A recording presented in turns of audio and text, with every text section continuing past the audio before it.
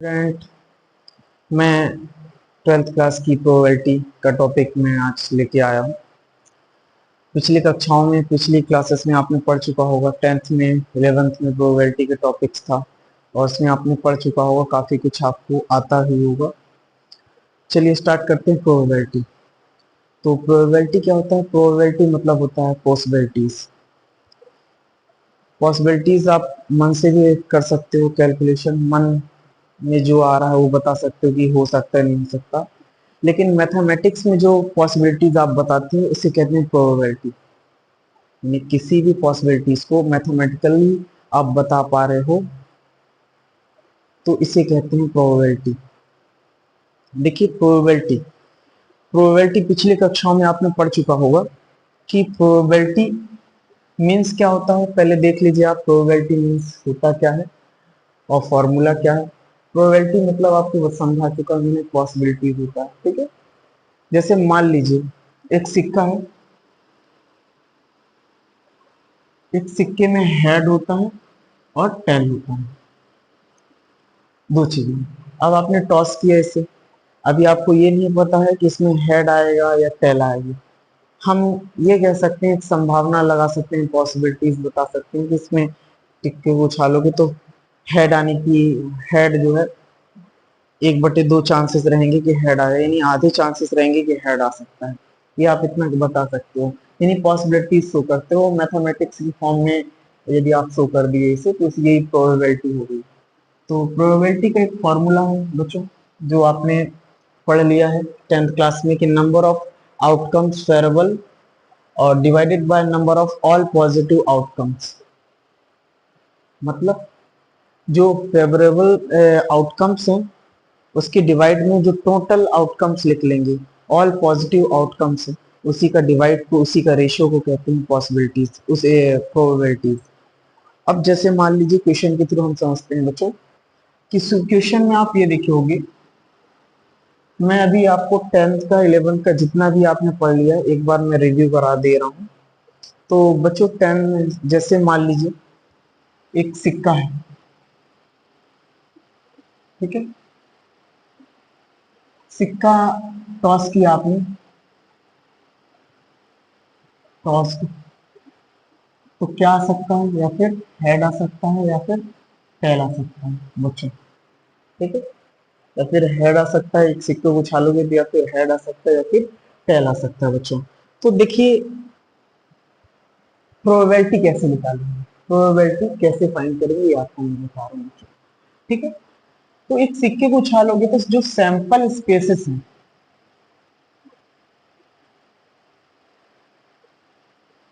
वो क्या क्या हो सकते हैं बच्चों, या फिर हेड आ सकता है या फिर टेल आ सकता है। हिंदी से कहते हैं प्रतिदर्श समष्टि। सैंपल स्पेस को प्रतिदर्श समष्टि, मतलब कितनी भी संभावनाएं हो सकती हैं एक सिक्के को उछालने पर, उसको प्रतिदर्श समष्टि कहते हैं। इंग्लिश में कहते हैं सैंपल स्पेस। तो ये हो गया बच्चों। ठीक है, एक सिक्के को उछाले आपने और इसमें सैंपल स्पेसेस हेड या टेल हो सकता है बच्चों। ठीक है,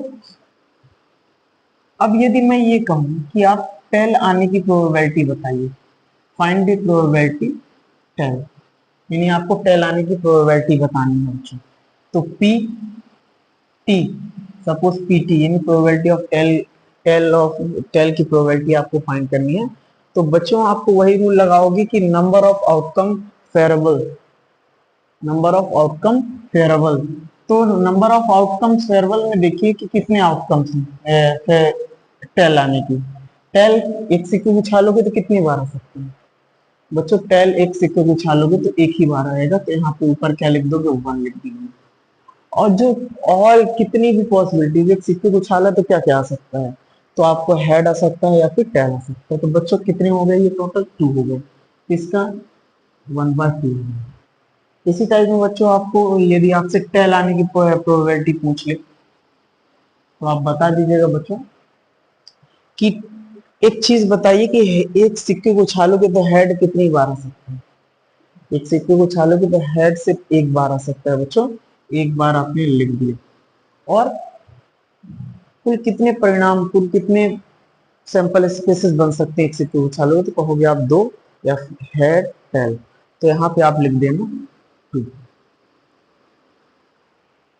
बच्चों प्रोबेबिलिटी का मतलब आपको धीरे धीरे समझ में आ रहा होगा बच्चों। इसी टाइप में जस्ट अपन आगे बढ़ते हैं।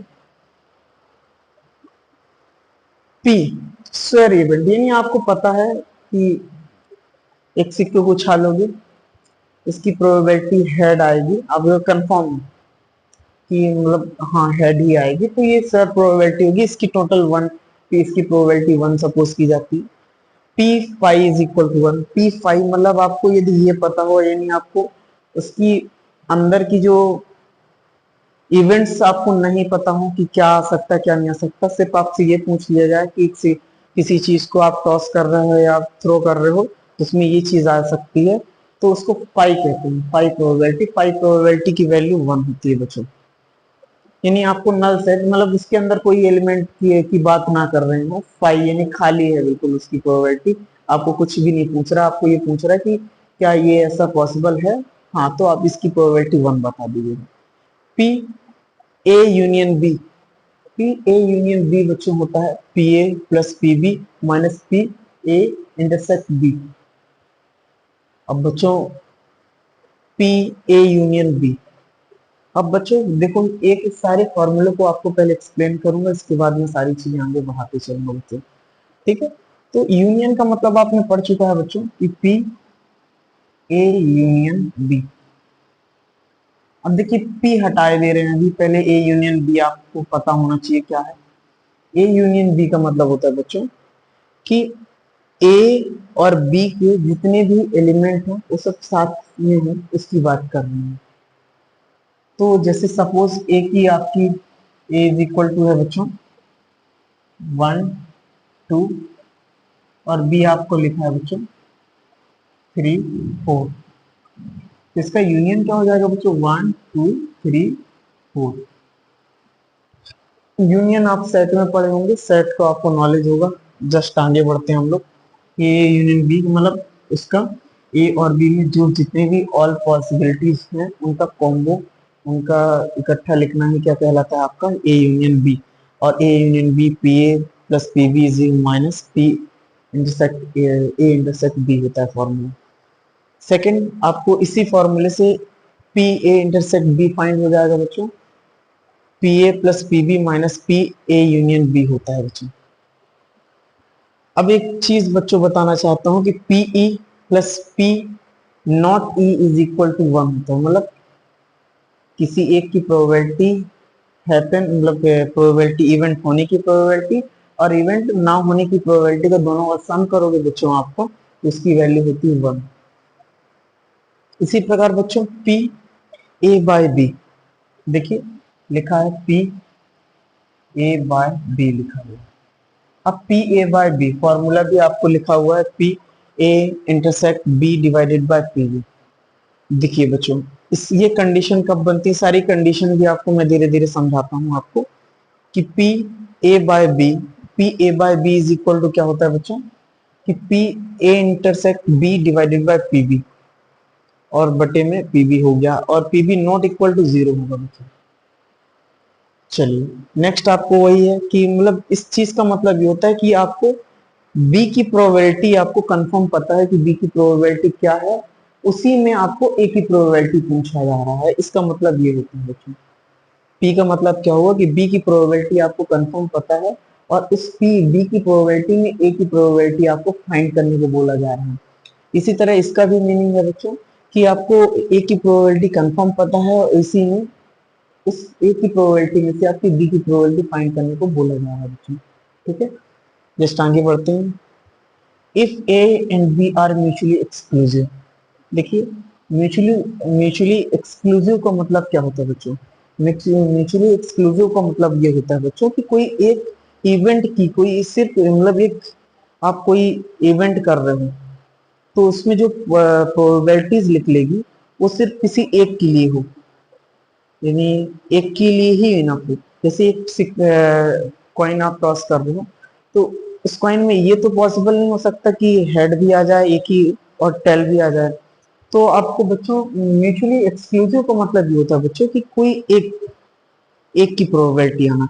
मतलब एक चीज ही आना, तो वो होता है म्यूचुअली एक्सक्लूसिव। जैसे आपने सिक्का उछाला तो उसमें टेल आएगा या फिर हेड आएगा, ये म्यूचुअली एक्सक्लूसिव। इसको एडिशनल लॉ भी कहते हैं बच्चों।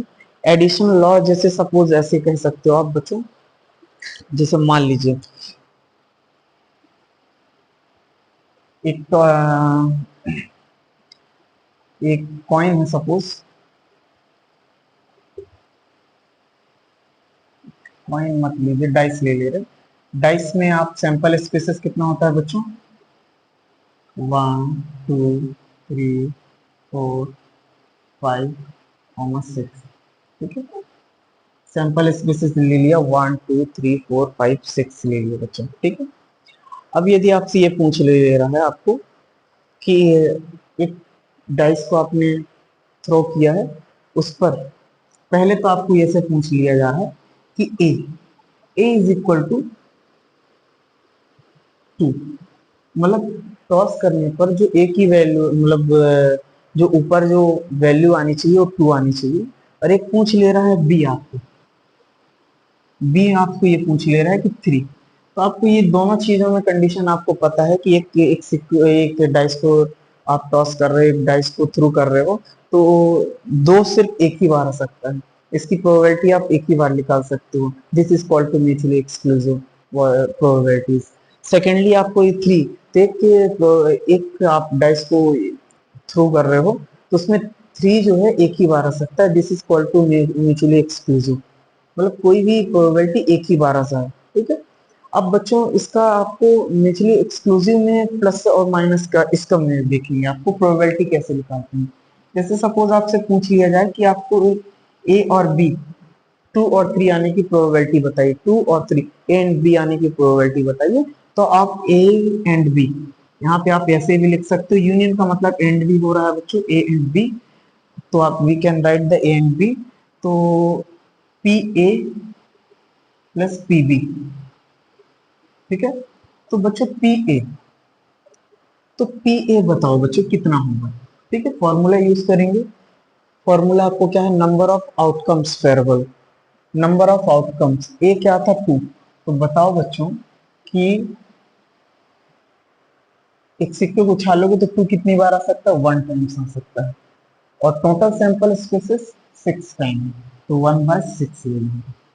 सेकेंडली आप ये देखो कि पी बी, एक सिक्के को उछाल रहे हो, एक सिक्के को उछाल रहे हो, सॉरी एक डाइस को आप थ्रो कर रहे हो, तो 6 ऊपर एक ही बार आ सकता है, सॉरी 3 एक ही बार आ सकता है, तो ऊपर यहाँ पे लिख लिया 1। और टोटल कितने टाइम, कितने सैंपल स्पेसेस बन सकते हैं, 6। यहाँ पे 1/6, 1/6 और 1/6 ये ऐड कर देंगे 6, और एलसीएम ये हो गया 6, और 1 + 1 दिस विल बी 2/6, तो 1 से 6 और 2 3 से 6, तो 1/3।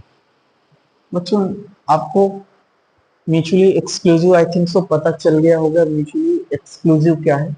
जहां पे ए और बी में कोई यदि इवेंट है, ए और बी कोई इवेंट्स हैं, तो उनमें कोई कॉमन चीज नहीं होनी चाहिए, वो म्यूचुअली एक्सक्लूसिव होता है बच्चों। यानी दोनों में कोई भी कॉमन चीज नहीं होना चाहिए। इसको एडिशनल लॉ भी कहते हैं, एडिशनल रूल भी कहते हैं। म्यूचुअली एक्सक्लूसिव नहीं होना चाहिए। अब देखिए बच्चों कि इसी में आपने एक फॉर्मूला पढ़ा, ये तो हमने समझाया आपको म्यूचुअली एक्सक्लूसिव। अब धीरे धीरे मैं आपको ये समझाने जा रहा हूँ बच्चों कि अब ये क्या होगा। जैसे ए प्लस ये तो आपने बता दिया कि ये होता है। अब कुछ बच्चों का डाउट ये होगा, सर कि इस टाइप का एक क्वेश्चन बताइए।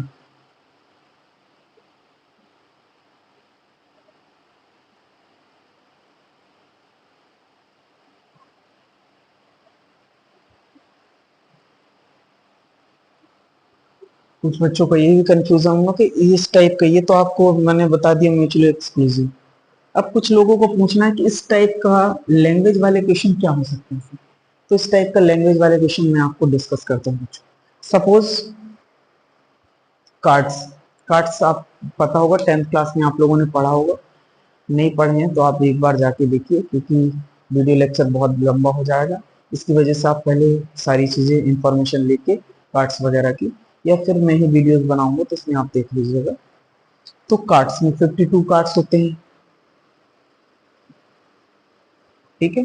एक कार्ड में से ऐसा सपोज कर ले रहे हैं कि एक कार्ड में से ए ए जो है, ऐसा कर ले रहे एक कार्ड में से ए ब्लैक,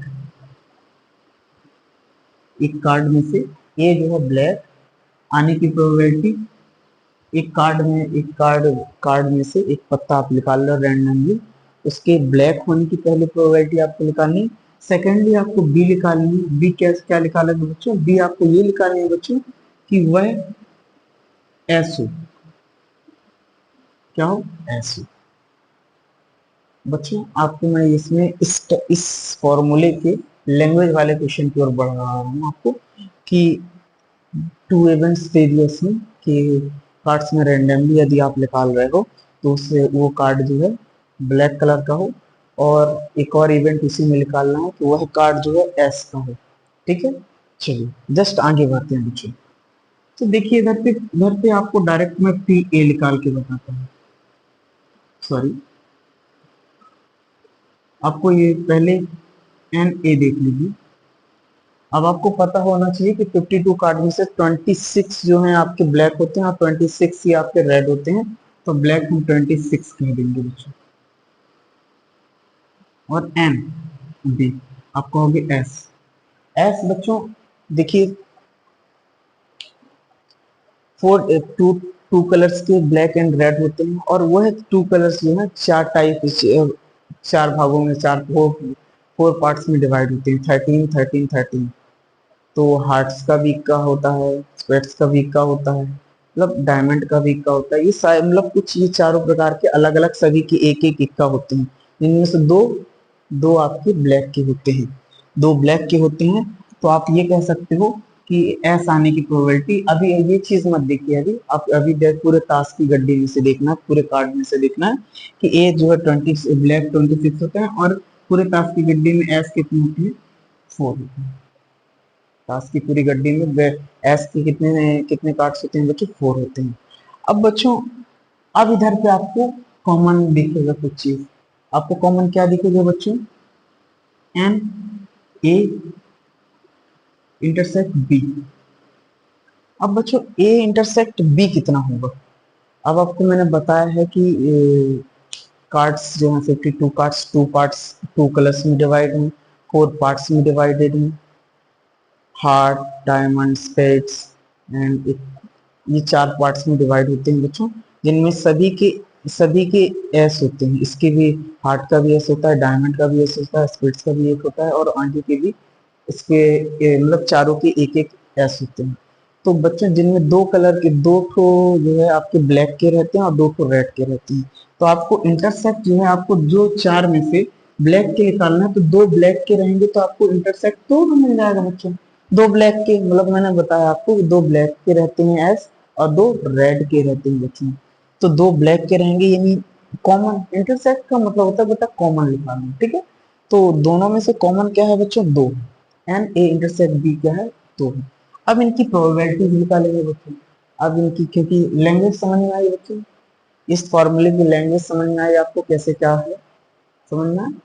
चलिए आगे बढ़ते हैं। तो बच्चों आपको फॉर्मूले में पुटअप करेंगे, पहले तो पी ए निकालें 26, और टोटल कितने होते हैं बच्चों? 52। तो 26 वन 26, 26 टू जा, so this will be 1/2। secondly pb बच्चों 4/52, 4 1 से 4 और 13। फिर आपको पी ए इंटरसेक्ट बी, बच्चों पी इंटरसेक्ट बी, तो इसका 2/26 होगा बच्चों, सॉरी 2/52, दिस विल बी 1/26। अब ये सभी की वैल्यूज निकल के आ गई बच्चों।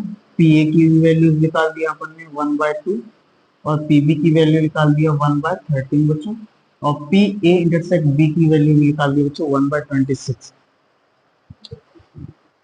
आपको समझ में आया होगा बच्चों कैसे करना है लैंग्वेज वाले। अब इनकी वैल्यूज आपको इसमें इसमें इसमें पुट करना है, और जो सॉल्यूशन पे जो आंसर आएगा वही आंसर कहलाएगा बच्चों। चलिए जस्ट आगे बढ़ते हैं हम लोग बच्चों। ए, अब अपन म्यूचुअली एक्सक्लूसिव आपको समझा दिया मैंने, इस फॉर्मूले को कैसे यूज करते हैं ये भी आपको समझा दिया मैंने। अब आपको मैं बच्चों ये समझाता हूँ कि if A and B are independent event, क्या होना चाहिए, ए और बी क्या होना चाहिए, इंडिपेंडेंट इवेंट होना चाहिए। अब बच्चों इंडिपेंडेंट इवेंट क्या होता है ये आपको मैं समझाने वाला हूँ।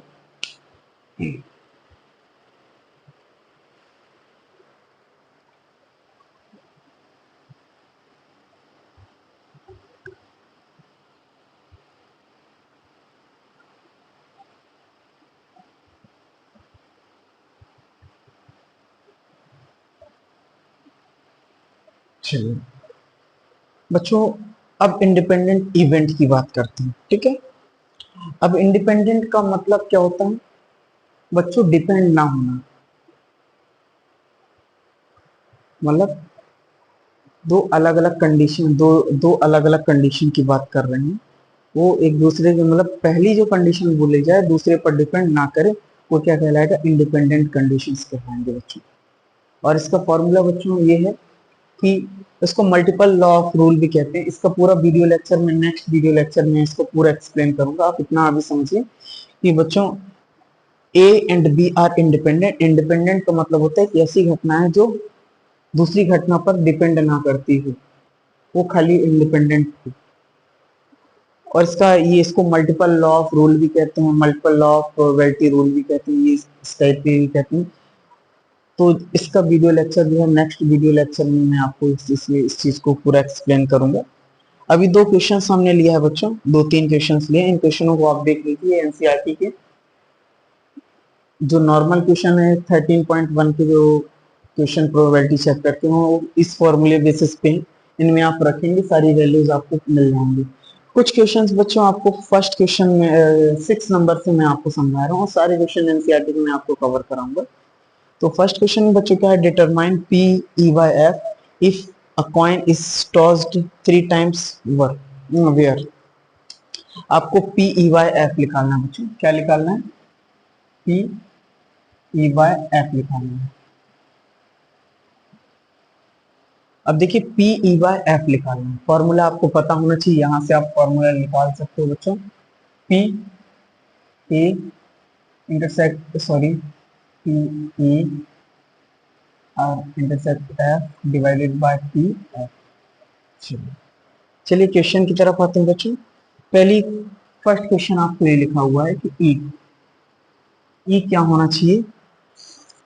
पहले तो आप ये समझिए कि 3 सिक्के को उछालोगे तो सैंपल स्पेसिस कितना आया है। हेड हेड कहला सकता है बच्चों, या फिर हेड हेड कहला सकता है, या फिर हेड टेल कहला सकता है बच्चों, या फिर टेल टेल कहला सकता है, या फिर टेल टेल हेड आ सकता है, या फिर बच्चों टेल हेड हेड आ सकता है, या फिर टेल हेड टेल, या फिर हेड टेल हेड। मतलब 3 सिक्कों को आपको क्या किया गया है, 3 टाइम्स एक सिक्के को टॉस किया गया है। 3 टाइम्स एक सिक्के को टॉस करोगे बच्चों तो ये कुछ सैंपल स्पेसेस बनेंगे, ये आपको ये गिवन, ठीक है। इसमें बच्चों सैंपल स्पेसेस में ये एन एस जो होगा बच्चों 8 है, इसमें एन एस कितना है बच्चों, 8 है। नंबर ऑफ सैंपल स्पेसेस 8 है। सेकेंडली आपको ये बताना है बच्चों, फर्स्ट कंडीशन पे आते हैं। फर्स्ट कंडीशन ये है बच्चों कि ई जो है हेड ऑन थर्ड टॉस। बच्चों क्या निकालना है, head on third toss. Third toss में हेड आना चाहिए। इसमें थर्ड टॉस में हेड है, और देख लो बेटा इसमें है, और इसमें भी है, और इसमें भी है। मतलब बच्चों कि जो थर्ड टाइम जो आप टॉस कर रहे हो उसमें हेड आना चाहिए, यानी ये लास्ट में हेड, फिर इसमें भी हेड, इसमें भी हेड, और इसमें भी हेड है। तो आप मैं डायरेक्ट लिख दे रहा हूँ एंड ई जो है बच्चों क्या हो जाएगा, 4 हो जाएगा, ठीक है। सेकेंड एन एफ जो head on first 2 tosses. First 2 tosses में आपको क्या होना चाहिए बच्चों, हेड होना चाहिए। फर्स्ट टू टॉस प्रोसेस में हेड, तो इसमें भी हेड है, इसमें भी दोनों में हेड है, मतलब head on first two process, दोनों में हेड, दोनों में हेड, वन टू और फर्स्ट टू प्रोसेस, तो टोटल आ जाएगा बच्चों टू, क्योंकि फर्स्ट और सेकंड दोनों में हेड हेड होना चाहिए। तो first two head on first two process, इसमें भी दोनों में हेड हेड है, इसमें भी पहला और दूसरे में हेड है। तो अब एन एफ जो है बच्चों लिखा लेना, आप इधर पे टू है, एन एफ बच्चों क्या आ जाएगा इधर पे टू आ गया। अब बच्चों इसी तरह देखो कि इनकी सभी की प्रोबेबिलिटीज निकालनी है। पहले तो ये देख लीजिए कि इंटरसेक्ट कुछ है एन, ए इंटरसेक्ट एफ, ठीक है। अब ई इंटरसेक्ट एफ निकालना है बच्चों, और लॉजिक जो है आप इनकी, ये जो है इसी टाइप का क्वेश्चन का एग्जांपल है, इसमें आप समझते चलिएगा क्या कैसा लॉजिक लगा हुआ है। आप ये देखें बच्चों कि मैं आपको लिख के भी बता दे रहा हूँ ई और एफ। ई बच्चों, ई आपको लिया हेड हेड हेड, फिर आपको लिया गया था टेल टेल हेड, फिर आपको लिया गया था इसमें टेल हेड हेड, फिर हेड टेल हेड, ठीक है। और एफ बच्चों इसमें लिया गया था आपका F head on first two process में, यानी ये और ये, तो हेड हेड हेड और हेड हेड टेल, ठीक है। तो आपको जो इंटरसेक्शन ई इंटरसेक्शन एफ, तो ई इंटरसेक्शन एफ जो है आप निकालोगे तो मतलब कॉमन लेना है बच्चों, इन दोनों में क्या कॉमन है, ई हेड हेड हेड आपको कॉमन है। तो एन, ये इसकी वैल्यूज निकालोगे बच्चों, इसकी वैल्यूज क्या आ जाएगा, वन जाएगा। यहाँ तक सबको आपको क्लियर हो गया होगा बच्चों। नेक्स्ट आपको इनकी प्रोबेबिलिटीज निकालनी है। तो बच्चों इसकी इनकी प्रोबेबिलिटीज क्या निकालोगे, पी ई बाय एफ की प्रोबेबिलिटी निकालनी है। पी ई बाय एफ का फॉर्मूला आपको मैंने लिखा दिया था बच्चों, ई by F, E intersect F की वैल्यू कितना है, प्रोबेबिलिटी की लिए आपको वन, ये हो जाएगा बच्चों वन बाय एट। सेकेंडली अब बच्चों पी एफ की वैल्यू निकालोगे तो टू बाय एट हो जाएगा। तो ये बच्चों one by eight into eight by two, eight से एट कैंसिल हो जाएगा, ये this will be one by two. बच्चों इस पहले क्वेश्चन का आंसर ये वन बाय टू होगी। समझ में आया बच्चों? चलिए जस्ट आगे बढ़ते हैं। Second E, at least to head, बच्चों क्या निकालना है, एटलीस्ट टू हेड। अब एटलीस्ट टू हेड निकालना है, तो मतलब कम से कम दो हेड होना चाहिए बच्चों, कम से कम दो हेड होना चाहिए इसमें।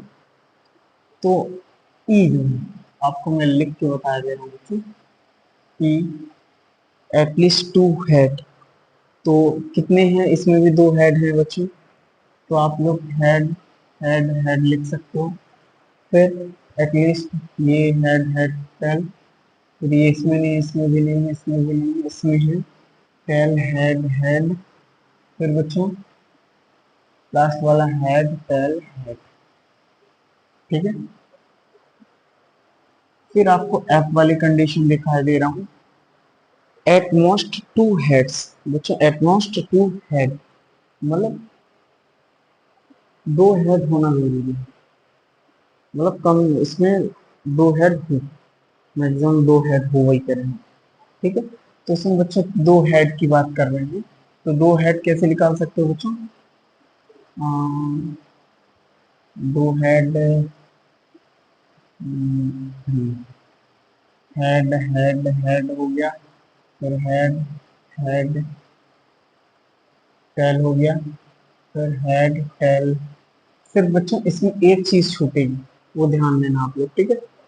आपको इसमें एटमोस्ट बोला गया है, एटमोस्ट हेड होना चाहिए, तो सिर्फ आपको ये टेल भर छोड़ना, बाकी सभी ले लेना है आपको, head head tail, head tail tail tail tail, head head head head tail, head head tail, head tail tail, tail tail head, tail head head, tail head tail, head tail head, चलिए, अब बच्चों intersect इसका निकालोगे आप। जब इसका intersect आप निकालने जा रहे हो तो ई इंटरसेक्ट एफ, तो पहला हेड हेड हेड आ गया। इंटरसेक्ट मतलब बच्चों कॉमन निकालेंगे, तो कॉमन ये आ गया पहला। दूसरा आपको ये चीज कॉमन है, हेड हेड टेल। तीसरी आपको क्या कॉमन है बच्चों, हेड टेल टेल, नहीं। हेड आपको कॉमन दिख रहा है, नहीं। फोर्थ आपको दिख रहा है टेल हेड हेड दिख रहा है मुझे। फिर लास्ट वाला हेड टेल हेड दिख रहा है, ठीक है। ये आपको इंटरसेक्ट आ गया, तो डायरेक्ट आपको फॉर्मूला लगा देना बच्चों, P E by F. P E by F का फॉर्मूला लगाना बच्चों, ठीक है। पी ई वाई एफ का यदि आप फॉर्मूला लगा रहे हो तो P E, P E intersect F divided by P F, ठीक है। पी इंटरसेक्ट एफ, पी ई इंटरसेक्ट एफ, तो बच्चों यहाँ पे क्या है, ए 1 2 3 4, 4/8। और यहाँ पे बच्चों पी एफ बताओ क्या होगा, तो पी एफ बच्चों हो जाएगा इधर पे पी एफ 1 2 3 4 5 6 7, तो यहाँ पे हो जाएगा बच्चों 7/8। So this will B 4/8 into 8/7। 8 से 8 कैंसिल हो गया, 4/7 आंसर हो जाएगा बच्चों, ठीक है।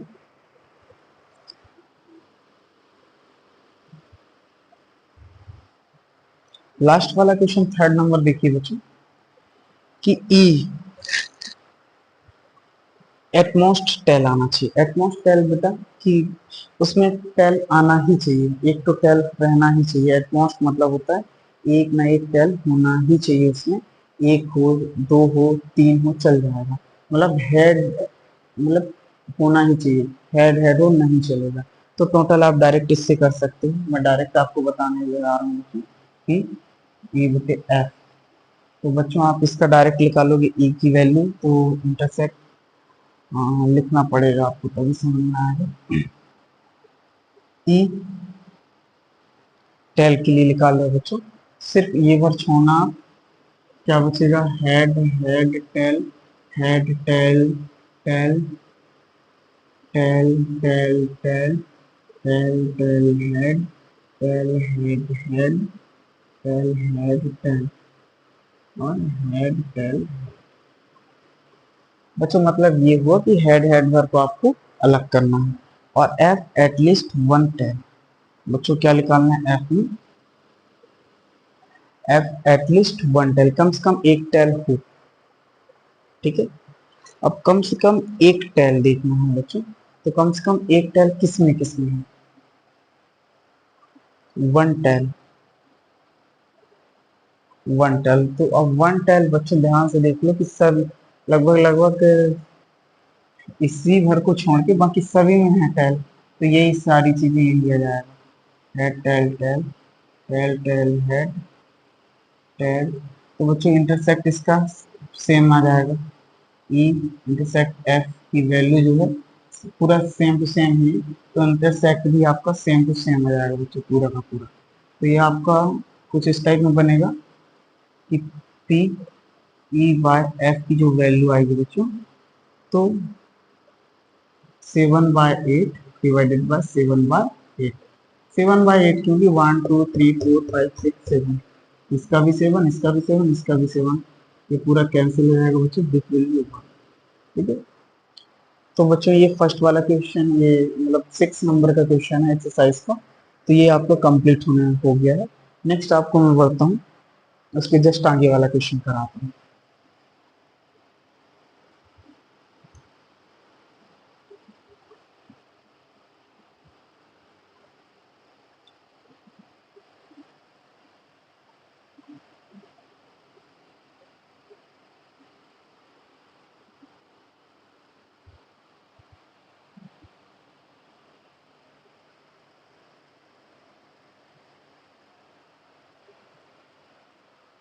चलिए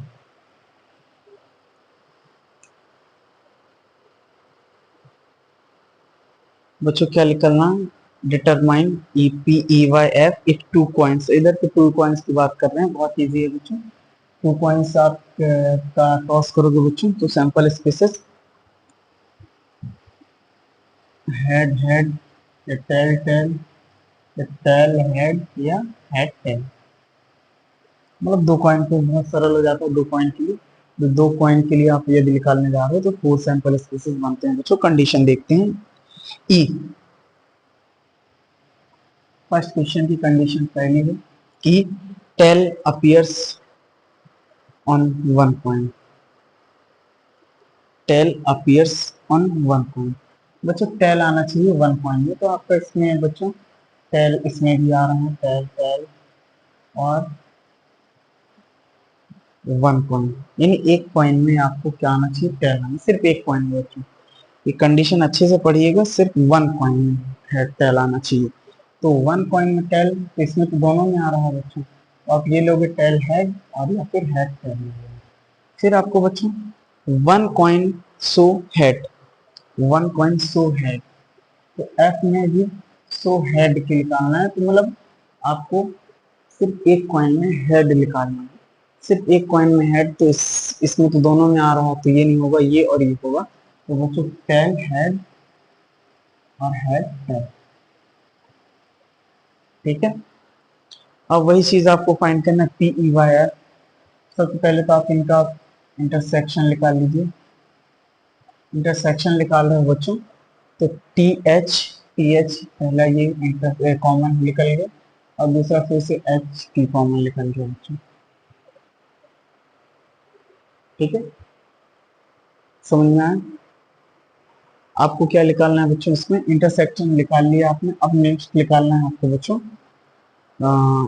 पी ई बाय एफ निकालना है। पी ई बाय एफ, तो आपको ये पता होना चाहिए पी ई बाय एफ कैसे निकालोगे। इधर पे ई की वैल्यू बताओ आपको इंटरसेक्ट की, तो 2/4, और नेक्स्ट आपको एफ की 2/4। तो ये कैंसिल टोटल हो जाएगा बच्चों, इसकी वैल्यू 1 आ गई, ठीक है। सेकेंड आपको no tail appears no head appears, ना ही टेल आना चाहिए ना ही हेड आना चाहिए बच्चों। तो सबसे पहले ये नो टेल अपीयर्स, टेल नहीं होना चाहिए। तो टेल नहीं है, किसमें नहीं है टेल, हेड में नहीं है, हेड हेड में टेल नहीं है। No head appears, no head appears, तो एफ यानी इसमें टेल टेल हो गया बच्चों। अब इसका निकालोगे बेटा A N intersect B F निकालोगे, तो इसमें क्या हो जाएगा, इसकी कोई कॉमन नहीं है, तो इसका जीरो है। तो बच्चों जीरो जब ये हो गया तो इसका आएगी पी ई बाई एफ निकालोगी,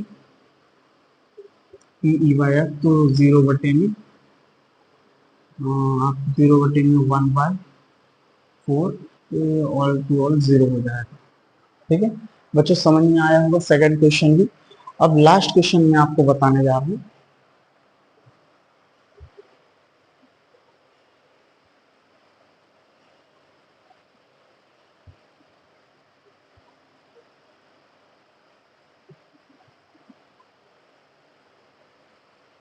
चलिए, determine P E by F if a die is thrown 3 times. बच्चों ये क्वेश्चन बड़ा लेंदी हो जाएगा, चलिए करते हैं। यदि लिखते बैठेंगे पॉसिबिलिटीज तो बहुत सारी हो जाएंगी, क्योंकि एक डाइस में वो 6 टाइम की, एक डाइस को यदि टॉस कर रहे हो, आप थ्रो कर रहे हो, तो 6 टाइप की पॉसिबिलिटीज निकल के आती हैं। तो वो 6 × 6 × 6 3 टाइम्स टॉस किया गया, थ्रो किया गया है। तो इसके आ जाएगा 216। मतलब बच्चों 216 पॉसिबिलिटीज निकल सकती हैं, आप ये सोचिए 216 पॉसिबिलिटीज निकल सकती हैं। अब जस्ट आगे इसमें क्वेश्चन जो पढ़ रहा है उसको अपन पढ़ते हैं। ई 4 appears on the third toss. बच्चे जो भी पॉसिबिलिटीज हैं, जैसे मान लीजिए लिखते बैठेंगे तो बहुत ज्यादा हो जाएगा, 1 1 1 1 2 3, तो बहुत सारी हो जाएंगी, लगभग 216। हमको सिर्फ वो देखना है जिसके लास्ट में जो है 4 अपीयर हो। तो बच्चा 4 जो है तो 4 तो बहुत सारे इसमें आ जा सकता है, 1 1 4, 2 2 4, 2 3 ई के लिए। तो ई के लिए आपको ये सब ई के लिए निकाला जा रहा है। तो ये बहुत सारी चीजें ई के लिए निकल के आ जाएगा, ई के लिए बहुत सारी चीजें निकल के आ जाएगा। मतलब जिसमें थर्ड कॉइन पर, थर्ड टॉस पर इसमें 4 आ रहा हो, यानी ये यहाँ पे कितना है, 4 है। तो ऐसे 216, मतलब ऐसे कई हो सकते हैं बच्चों, क्योंकि टोटल सैंपल इसमें से 216 है, 216 है। इसमें जो है लास्ट वाले में आपको बहुत सारे मतलब मिल जाएंगे, और लिखने बैठेंगे तो पूरे वीडियो लेक्चर बहुत ही लंबा हो जाएगा बच्चों। तो फिर नेक्स्ट एफ का देखते हैं बच्चों। F6 and 5 appear respectively on first two tosses। अब बच्चों इसमें ये कह रहा है कि 5 और 6 appear respectively first two toss, मतलब पहले और दूसरे टॉस में 5 और 6 होना चाहिए, बाकी आगे कुछ भी चाहिए। तो इसके आगे का देखते हैं हम लोग क्या होता है। ये आपको ये तो आपकी फाइनाइट है बच्चों, ये आपका फाइनाइट है। इसमें आपको मैं ले ले रहा हूँ 6 एंड ऐसा कर लो आप 6 5, 6 5 1, 6 5 2, 6 5 3, 6 5 4, 6 5 5, 6 5 6। बच्चों फर्स्ट और सेकंड में आपको क्या लेना चाहिए, सिर्फ आपको 5 और 6 लेना, बाकी आगे जो भी आए चल रहा है। तो चलिए बच्चों, अब देखिए यहाँ तक तो समझ में आ गया होगा, यहाँ तक बच्चों को समझ में आ चुका होगा। नेक्स्ट आपको मैं अब इंटरसेक्ट निकाल के बताता हूँ, इंटरसेक्शन, ई इंटरसेक्ट एफ। तो बेटा ई इंटरसेक्ट एफ में आपको ये चीज निकालना रहा कि 4 appearance on the third toss. अब किस इन चीजों में एफ में किस में थर्ड टॉस पे 4 आ रहा है, तो आप कहोगे ये इसमें आ रहा है, इसमें 4 आ रहा है थर्ड टॉस में। तो ई इंटरसेक्ट एफ की वैल्यू जाएगी 6 5 4। तो बच्चे इसका इजीली आप निकाल सकते हो ई बाय एफ। तो ई बाय एफ जब इसका निकाल रहे होंगे बच्चों, तो इंटरसेक्ट आपको पता हो गया इसका। तो 1 बाय 216, क्योंकि बच्चों समझ में आया 216 क्यों लिखा, क्योंकि डाई को अपन 3 बार थ्रो किए हैं, 3 टाइम्स थ्रो किए, ठीक है। ये तो इंटरसेक्ट 1 बाय 216 हो गया। फिर एफ, तो बच्चों 6 बाय 216, 6 बाय 216, 1 2 3 4 5 6।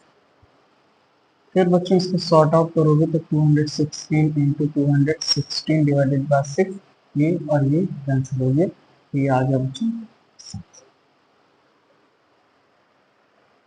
बच्चों उम्मीद करता हूँ आपको ये वीडियो लेक्चर अच्छा लगा, प्रॉफिटेबल रहा होगा आपके क्वेश्चन को सॉल्व करने में, आपके प्रोबेबिलिटी चैप्टर को सॉल्व करने में।